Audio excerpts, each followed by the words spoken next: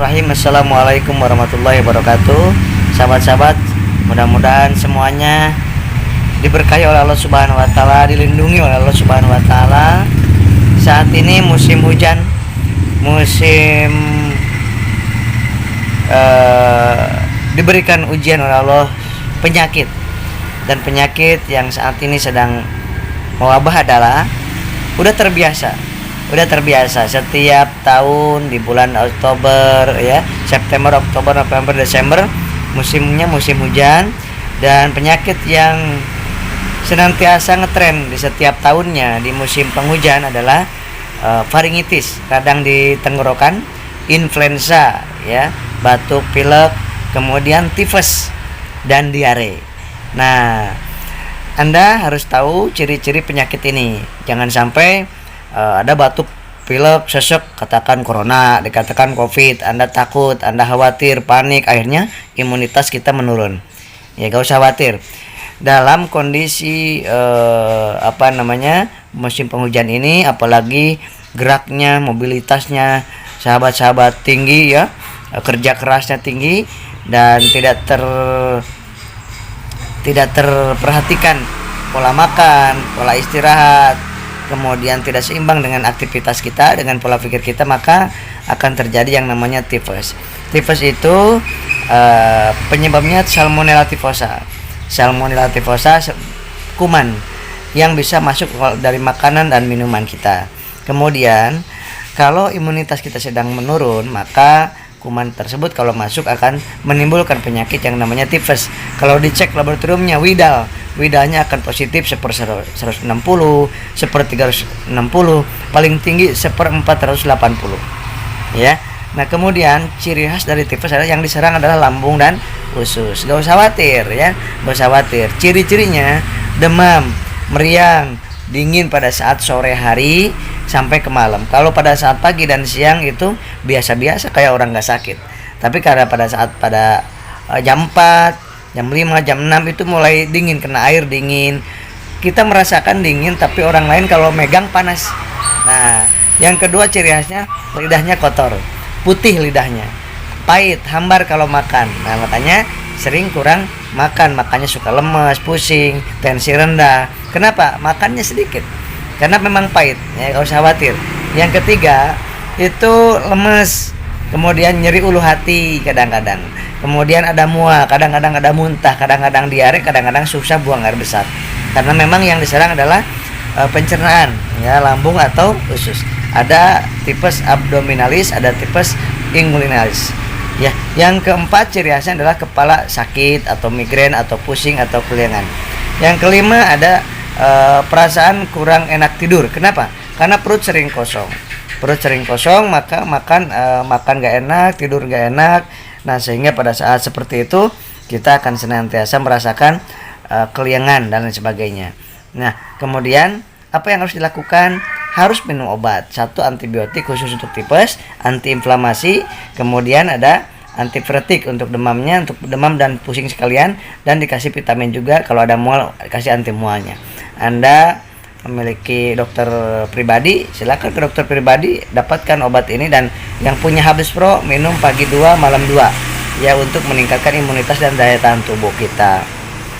Yang kedua, penyakit yang kedua yang sering muncul saat ini adalah faringitis. Faringitis itu radang di tenggorokan, penyebabnya karena habis makan yang panas kemudian minum yang dingin, ya kan, kan enak. Habis makan bakso atau mie ayam langsung minumnya air yang air dingin atau teh manis dan lain sebagainya.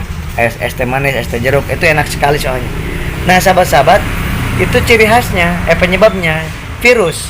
Kalau itu penyebabnya virus, kalau influenza, kemudian sinusitis itu virus.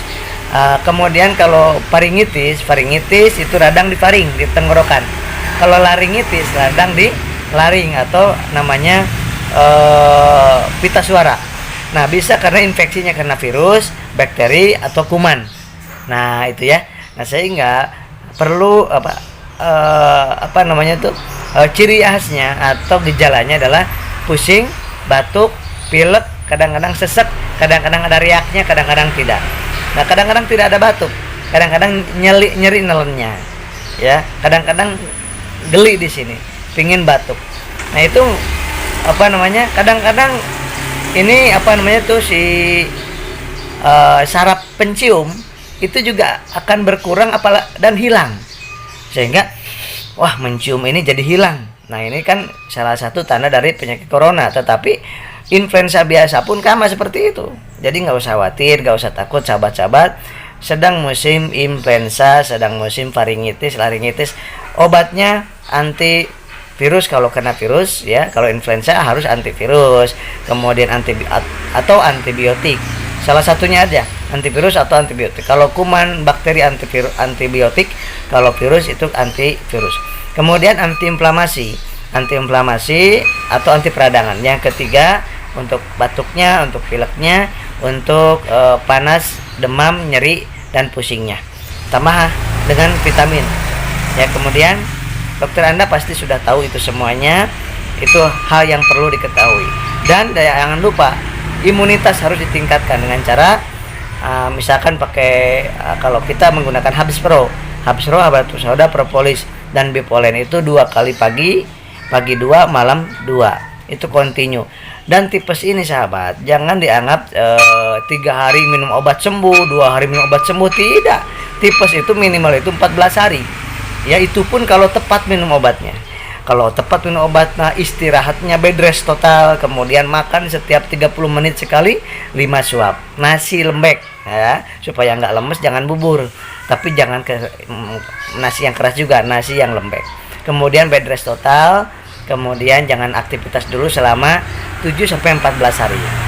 Nah kalau influenza faringitis itu biasanya lebih cepat, 3-7 hari. Nah kalau obatnya tepat dan istirahat, jangan dibawa kerja dulu ya. Nah ini kemudian pikirannya jangan baca-baca tentang hal-hal yang menakutkan, covid, corona dan sebagainya. Memang musimnya sekarang sedang batuk, pilek, demam, tipes, influenza, sesek, ya biasa seperti itu ya. Nah kemudian kalau penyakit seperti itu kita obatin sendiri, perbaiki kita sebagai dokternya sendiri di rumah ya. Ketika Anda punya konsultan kesehatan, maka minta resepnya, beli resepnya di apotek langsung, insya Allah.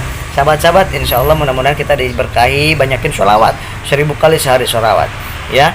Kemudian makan yang cukup, gizi yang cukup, istirahat yang cukup, dan minta pertolongan selalu kepada Allah Subhanahu wa taala, selalu zikir kepada Allah Subhanahu wa taala, dan niatkan setiap kita keluar rumah, setiap kita melakukan aktivitas, niatkan untuk berdakwah, niatkan untuk ibadah, sehingga sakit pun untuk menghapuskan dosa kita, sakit pun untuk menambah derajat kita, sakit pun untuk memperbanyak amal kebaikan, pahala-pahala kita, insya Allah. Dan tetap jaga protokol kesehatan, pakai maskernya yang betul, kemudian supaya oksigennya masuk, CO-nya keluar.